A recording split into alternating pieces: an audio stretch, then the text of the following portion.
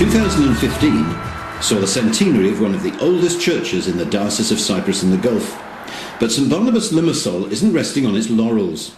Like other churches in this vast and varied diocese, it's exploring new projects and recognising new possibilities. People have become more excited about saying, well, what is God asking of us today? One possible answer is provided by the growth of the Chinese congregation. Well, Seal and his family joined us nearly 2 years ago, and then one or two others started coming, and we thought, what can we do to really meet the needs of this group? So we started up a Chinese Bible study and conversation group, and we use the Lamb First Bible, and we also try and improve our English, and we pray together. There's a lot of Chinese come to here. They are very happy and enjoying it. And now they are no better to worship God, and sometimes when they meet difficult in their life and they know how to pray, looking for God help, but before they don't know this. 35 kilometres down the road is the hilltop village of Pissouri. St Barnabas has planted a new church here, which this year celebrated its 5th anniversary. The numbers who go to it may be smaller, may be larger, but it's a place with a particular joy in worship. Drew was attracted to the church following an invitation to the Easter service on the beach. I hadn't been to church for about 20 odd years.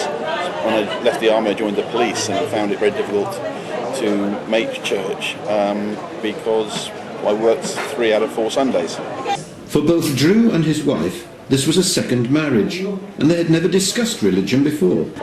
That prompted the discussion on religion, and we said, well, actually, I think as we're both Christians, we ought to follow on. And we got involved in that way. New opportunities and new provision sometimes means new partnerships and new buildings. Musafa in the parish of Abu Dhabi is a really interesting partnership and church in prospect. When it's finished, it's going to be a really big building. It's going to allow for lots of congregations to meet. And the great thing is it's a partnership with a group that a few years ago we would never have thought of partnering with, and that's the Korean Methodist Church. This is the kind of work of God. So our headquarters is very happy to working together. Because of John Wesley came from Anglican Church, and he never left the Anglican Church as well. So we are very happy to working with Anglican Church in Abu Dhabi now. This is going to be the new centre. We're going to be the centre for residents, going to be the centre for retail, going to be the centre for industrial development. And it's also a home to thousands and thousands of migrant labour workers. I'm very proud of this project because Christianity is always united together for his work. Our tradition as an Anglican church in the Gulf has always been about hospitality. The government has seen us as trusted partners where we can look after many, many different denominations and churches, and this is simply a continuation of that tradition of hospitality. Building a church doesn't always mean bricks and concrete.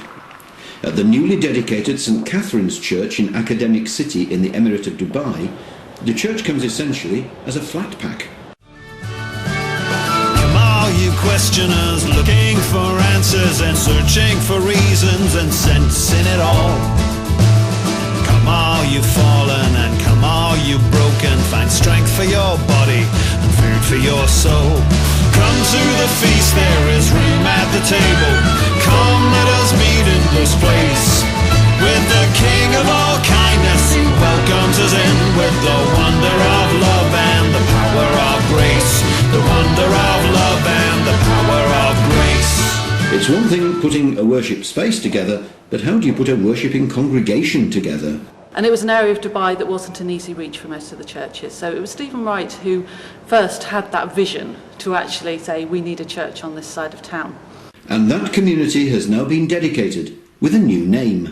We wanted to have a female saint. There are no female saints' names in the churches in this chaplaincy. But also St Catherine is the patron saint of academics and theologians and students, and we thought that particularly appropriate being here in the school. It's growing all the time. Dubai is a very sort of transient place. You know, people move away and new people move in all the time. And we're constantly having that rollover of people, and new people are finding out about it all the time, which is really encouraging. Members of this church are among the Exploring Faith group that meets in Jebel Ali, one of several set up during this past year. It's wonderful to see people of all sorts, all backgrounds, considering their call, and some of them proceeding to ordination as deacons and eventually to priests, others becoming readers, but others also simply discovering the Christian call to learn. It's been incredibly eye-opening, really. It really challenged me to think about not just what I read, what I hear, how I actually interact with the text and the Word of God through it. There have been quite a few discoveries that that I've made as part of the group, which I feel have only strengthened my faith, really. Being part of a group has really enabled me to see the New Testament with new eyes, from many different perspectives, and it's given me a phenomenal amount to think about and take away. The Alamana Centre in Muscat, Oman, in which the Anglican Church is a partner, explores interfaith relations. Alamana Centre is a place where Christians, especially younger Christians, and especially those in or thinking of ministry, have the chance to meet Muslims in a Muslim land. There are wonderful exchanges with students from the School of Sharia law. People, especially from the Midwest of America, find their understanding of Islam and of Muslims absolutely transformed by the chance to live there, to talk, to study, and to reflect. Justin Myers is Associate Director of the Centre. He enjoys taking Christian students to visit his Muslim friend Shah, who has a shop in the local souk. Christians are sometimes surprised by what they find. One of the things that surprises people the most is that when they hear women say they're not oppressed here, because so much of the Western thinks because they wear the hijab or the burqa that they're oppressed, but when they get to hear the women tell their own story in their own words, they realize they're not oppressed. One of the big things we want to get beyond is just finding out what we have in common and how nice all things are, but actually dive into the differences. What are the things that have driven us apart in the past? Talk about them, work through them, dialogue about them so that we can come through on the other side and realize that what we perceive divides us really doesn't have to. It's certainly been a positive experience for Shah. Once I came here, it was a special experience to understand real Christians, so it was totally wrong concept before coming here. Now he has over 500 Christian Facebook friends. I met many people through Alamana Center, and we are still chatting with them. We have still relations with each other.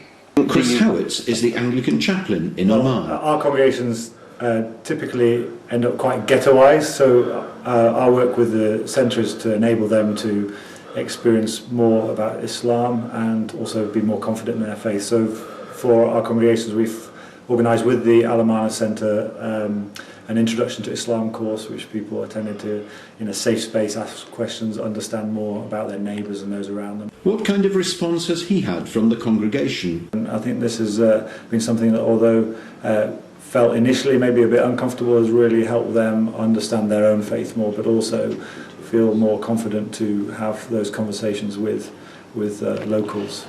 Love and worship of God, love of neighbor, are the same things that are the core of teaching of Islam and Christianity.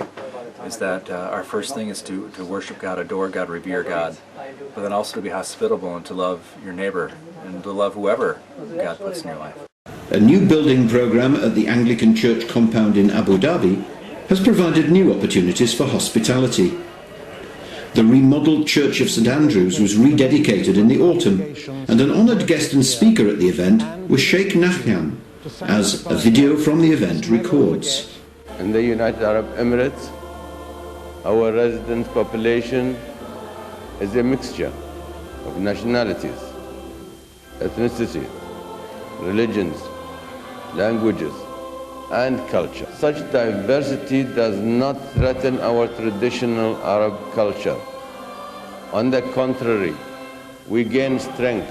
We have, in fact, erected a huge Arab tent that shelters and welcomes the extraordinarily diverse population of men and women. On a typical Friday, we will see Korean Methodist, we will see Pakistani, the Church of Pakistan, we will see the Church of South India in the different languages. We've got the Ethiopian Orthodox Church, we've got the various Orthodox traditions and their different formats. We've got the many different Indian sort of Pentecostal churches and traditions meeting in their different languages as well.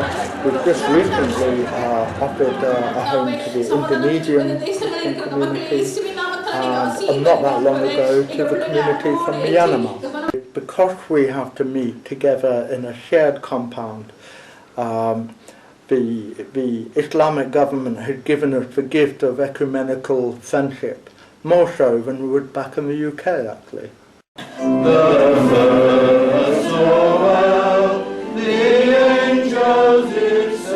Celebrating Christmas in the new charity shop in the village of Perivolia, members of St Helena's Larnaca show that growth does not have to be spectacular to be significant. This is the second service to have been held in this predominantly expat area, some 10 miles from the centre of town. In both cases, around 50% of the congregation have been new people. The hope is that they will grow in time into a second congregation.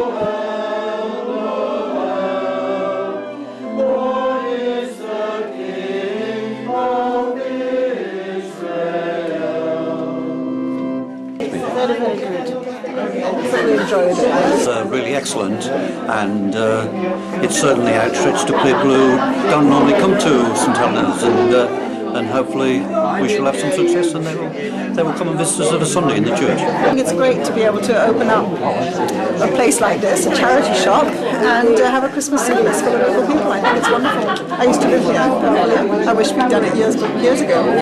St Thomas Alleyne has travelled further down that road. This church meets in a golf club and has seen rapid growth during the past 4 years since it was essentially a house church. Now the Nativity play has parts for over 20 youngsters. So Joseph left Nazareth, a town in Galilee. He went to the town of Bethlehem in Judea. This town was known as the town of David. Joseph went there because he was from the family of David. Well, we've gone from a very small congregation, maybe sometimes 20 people, to maybe at times over, 70 or 80 people. It's really happy for me because I just hope that everybody else is feeling the same thing that I'm feeling. Well, it's moving forward, it's going up, yes, I think it's growing very quickly. We just need a premise. It's a really open place, it's very welcoming, particularly for families. This year the church celebrated the arrival of a new priest, Chris Mann. Chris is new to the diocese, but finds evocative images in the landscape around this desert town. I've always loved the desert, and the fact that I like to be able to go to Abu Dhabi and say I've just blown in from the desert. I think it might have been St John of the Cross, but somebody once said something, quoted something to me about if someone will not go into the desert, then the desert will enter into the past. We had visited about 7 different churches in our 3 years we've been here, and as soon as we walked into this room, we just felt the community of believers and the fact that they welcomed children. That was the number one thing for us that drew us in, and we have not found anything to be different. We love it. Another newcomer to the diocese has been the new Dean of Nicosia, Jeremy Crocker. What's his vision for future growth there? My vision is that the cathedral is for everyone, and I'm working on, it's a beautiful place, so I'm working on a place for everyone to come, whether locally, and I've realised locally is all races, people from all over the world come here to live, to work and to be, and I want the cathedral to be a place that everyone can come and to worship God together. One development at the cathedral has been the construction of a labyrinth. It looks very much like a maze, but retreat organiser Maggie Leroy is quick to point out the difference. In the Christian context, it's about getting to the centre without any blocks in the way. So you can't get lost in a labyrinth, but in a maze you can. So when you walk the labyrinth, you just keep moving and you go around the corners and you get there. That's the difference. John designed the labyrinth based on the one in Chartres Cathedral. We had one at home in Canada. We'd done one in our yard. It was a little bit more rustic, and we had talked about labyrinths before and used some prayer and how we had enjoyed or found them meaningful. You're moving to the centre in prayer. You're moving with God. So you get to the centre where God is and where God then is able to speak to you. So the process is getting there. And when you get there, you are then talking with God about an issue or something that has come to your mind. I just usually just walk it and try to be open. Something will pop up. It's God speaking or something perhaps that's been in the background and comes forward. Maggie works closely with spirituality coordinator Paul Maybury, for whom the Labyrinth is just one of this year's initiatives. Doing the retreat in daily life in different parishes, mainly in Cyprus, but most of the parishes now have benefited from that. Lots of people are taking opportunities to follow up with spiritual direction, and we're really pleased that different people have been able to come from the UK to help make that happen. We've done lots of support and training for readers and clergy around good practice in worship, putting together creative worship, and of course the background to all of this is the Diocesan Prayer Guide, the lectionary that's new this year, and we're still working on a calendar of saints, which again hopefully will be published next year as well. Paul is keen that spirituality goes hand in hand with practical service, and as part of the Amakhostos parish team has encouraged a new lay hospital visiting scheme at Paralimni. It's new because in this part of Cyprus there'd been no planned, structured interaction with the wider community in the context of the hospital. It's taken some months to broker a meaningful relationship between ourselves as the Anglican Church in this area and the institution of the hospital, and to build up trust and ways of working. And they do have a volunteer scheme for Greek-speaking patients, and they've now devolved responsibility to us to deliver a volunteer scheme for English-speaking patients. Bill and Chrissy are the initial team members. We actually visit the hospital on 3 mornings a week, and we obviously approach the ward sister first, and we will go and speak to any English-speaking patients that are here, and we just offer support and a little bit of moral support, and just let them know that they're not alone. Made me feel extremely humble and grateful and proud that St. John's are here and doing the work that we do. In or out of hospital, the diocese offers ministry to many contexts of suffering. This year, some places have borne a special burden. When I last visited St. George, Baghdad, it was marvellous to see between 200 and 250 communicants at the main Sunday service, to go to the clinic and see people using all the facilities, the dentist, the paediatric service, even the stem cell machine. It was excellent for Julia and for me to go into the kindergarten and early years school, which is fully subscribed and is longing to expand. As far as Christchurch Ras Morbat down in Aden is concerned, times are tough in that fractured and unhappy country.